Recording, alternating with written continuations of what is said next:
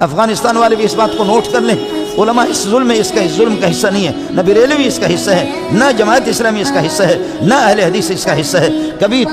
کبھی تو اس طرح بھی کرو، کبھی تو اس طرح کرو کہ مولانا تقی صاحب کو کچھ دن ملک دے دو، کچھ دن میرے بھائی ابتسام الہی ظہیر کو تو دے دو، کچھ دن مفتی منیب کو تو دے دو، کچھ دن اللہ آپ کا بھلا کرے عبدالستار شاہ کو تو دے دو، کچھ دن کسی عالم کو دے دو۔ ایک سے ایک حرام خور، پھر حرام خور، پھر حرام خور، پھر حرام خور، پھر حرام خور، پھر حرام خور، الو کا پٹا، پھر الو کا پٹا، پھر ذلیل، پھر ابن ذلیل، پھر ذلیل، پھر ابن ذلیل، پھر خبیث، پھر خبیث، پھر خبیث، پھر خبیث۔ ہمیشہ خبیثوں کا تبادلہ ہوتا رہتا ہے۔ ملک کو تم نے لوٹ کر کے کھایا ہے، ملک کو بے عزت تم نے بنایا ہے، تمہارے یونیورسٹیوں پہ کوئی تھوکتا بھی نہیں ہے، تمہارے اداروں کی کوئی حیثیت نہیں ہے۔ اگر لوگ باہر نام ہے تو تقی صاحب کا نام ہے، نام ہے تو تبلیغی جماعت کا نام ہے، نام ہے تو بنوری ٹاؤن کا نام ہے، نام ہے تو دارالعلوم کا نام۔ میں عرض کروں آپ کے یونیورسٹی پہ کون آتا ہے؟ علماء آتے ہیں، عرب لوگ آتے ہیں، تقی صاحب کے پاس کتنے آتے ہیں؟ ہمارے مدرسوں میں تم نے پابندی لگائے، ہم تو